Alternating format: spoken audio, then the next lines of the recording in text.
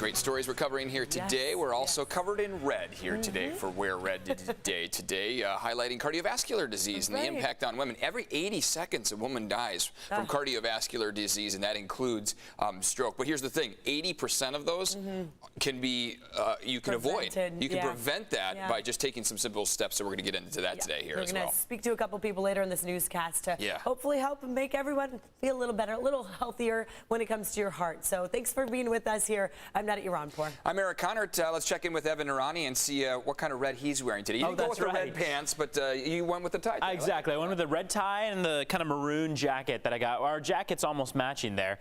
We are looking at another cold start to the day, so keep it on hand as you head out the door. You're going to see those temperatures dropping once again well into the 30s. You can see the forecast for the day showing upper 60s for your coastline along your inland valleys. Plenty of sunshine expected today, but notice that wind symbol over the mountaintops. It is quite breezy out there. Look at Sill Hill right now, almost 70-mile-per-hour gusts as we speak. Alpine at 59-mile-per-hour gusts. There is a wind advisory in effect, and you can see why. Those mountaintops and foothills very, very breezy as we speak. Couple things to take you to as far as traffic goes. Want to take you up to San Clemente, where we do have the entry ramp onto the 5 southbound blocked at the El Camino Real entrance, and then also taking you all the way down to the 78. 78 right-hand shoulder blocked with an accident on the westbound lanes. That is as you get onto the 15 at the Nordal Road exit as well. So keep that in mind. A couple backups this morning. You can find the full forecast and full traffic on our website, cbs8.com. I will send things back to you, Netta and Eric.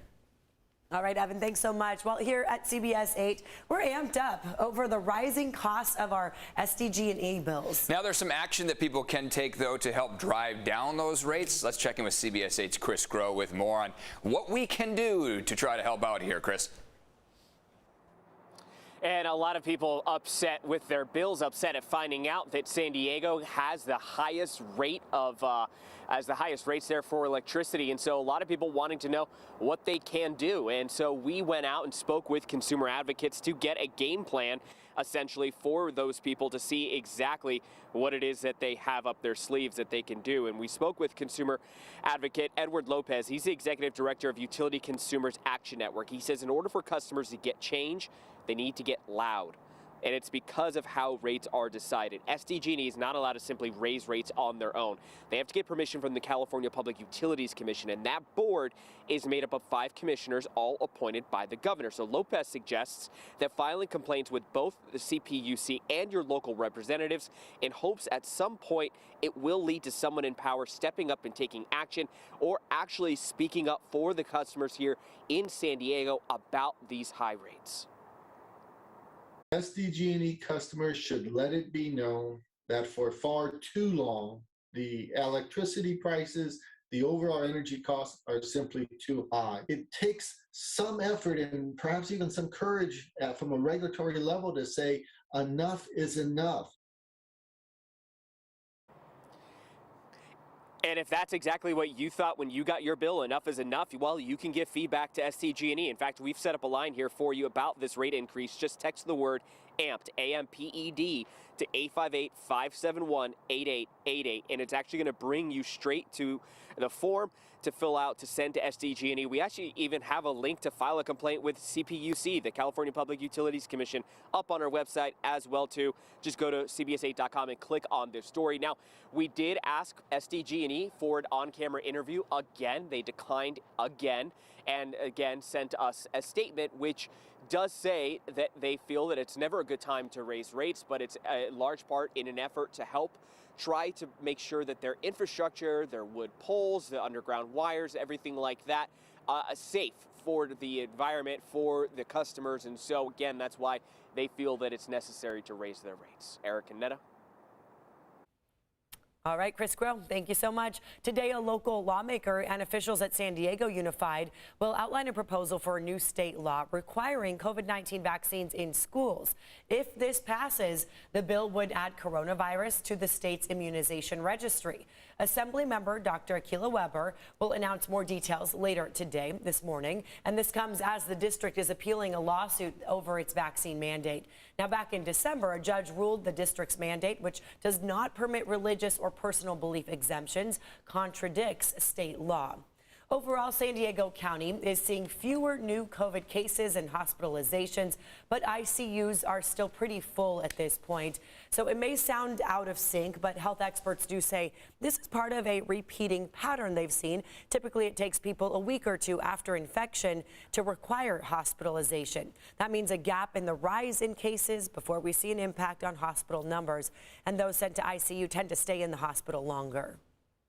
It took about a month to get up there. It's going to take about a month for the case rates to come down, but the hospitalization rate will drag on for another 2 weeks or so.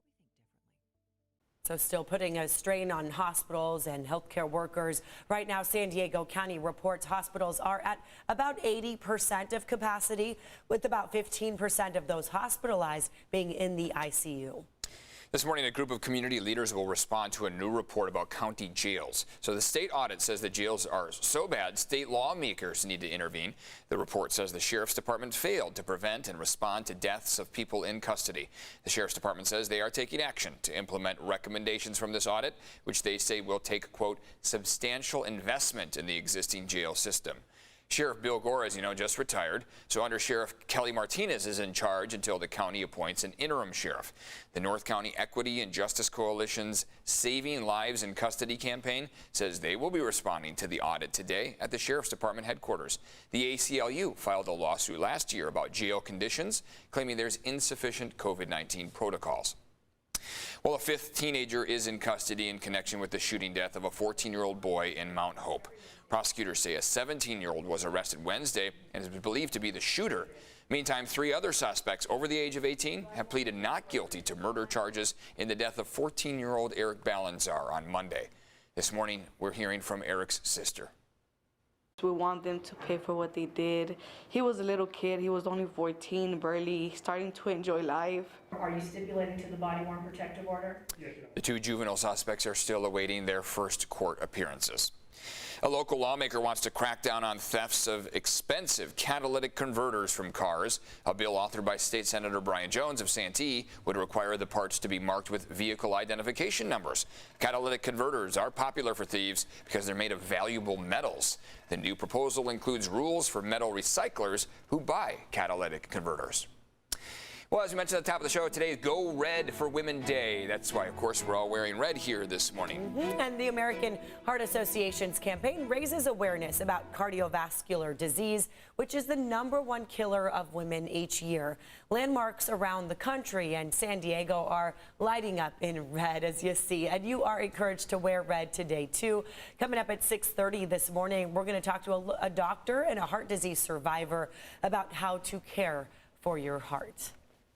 Yeah, 1 in 3 deaths among women each year. Some staggering statistics, but the good news is we can all do something about it here. Yeah, exactly. And hey, we're starting it off by having that conversation here, wearing all red today. Good morning to both of you. You both have beautiful red on. I like the pocket square, Eric. Thank you. Yes, people are probably going through their closet right now. Yeah. Find that red thing. Even if it's like a burgundy, it's okay. And you don't have to wear a full suit. I mean, if your job doesn't require it, you know, then hey, just throw on a red shirt. Exactly. Whatever you got, red sweater, you know, anything works. Red flannel pajamas. Now see, I can get behind that. Yeah. Casual Friday. Good morning to you. We start off the day with some cold temperatures, so regardless of what you're putting on in terms of your red, if you have a red jacket, then that might be the best thing to walk out the door with. It is cold and it is also very breezy out there. Take a look at where your wind gusts are as we speak. Earlier on, we were talking about Sill Hill in the upper 60 and low 70 mile per hour range, 59 mile per hour gusts in Alpine, 33 in Julian, 26 in Mount Laguna. These winds are offshore, meaning they're moving that dry air toward the coastline, but your foothills and your inland valleys, that's where we're running into some trouble as well. Escondido right now at 25 mile per hour gusts. Coastline mostly in the high single digits. Now, as we look at our temperatures, keep in mind we're starting to warm up, and the warm up is actually taking place a lot quicker than the sunrise is, and that's because that warm, dry air is moving in our direction. So Alpine earlier was in the mid 30s. Now they're at 40 degrees. That dry air is moving our way and helping to encourage that warm up process. 50 right now in Carlsbad, 41 in San Diego, and 46 in Fallbrook. Let's take a look at the next 12 hours. Going to build all the way to the upper 60s. 2 p.m. is what we're looking at, where we'll hit those peak temperatures. Plenty of sunshine along the way as well. Keep in mind, this weekend into next week, boy, we have plenty of sunshine in our future. Santa Ana winds are going to be the top concern. Temperatures are building each and every day. We are making it to widespread 70s in the forecast as early as Sunday, and then mid-70s as early as about Tuesday of next week. Let's talk about traffic. A couple things to note here. First thing is one that we mentioned all the way up towards San Clemente. Entry ramp on the 5 southbound from the El Camino Real northbound shoulder is blocked with an accident there. You might want to plan for a different entry ramp onto the 5 southbound, as you could run into trouble at the El Camino Real entrance. Now, when we take you all the way to the 78, you got the right-hand shoulder blocked on the 78 westbound at the 15. This is also at the Nordahl Road exit, where it looks like there was a crash earlier this morning that is blocking just the right-hand shoulder at the Nordahl Road exit and as well at the 15 on-ramp.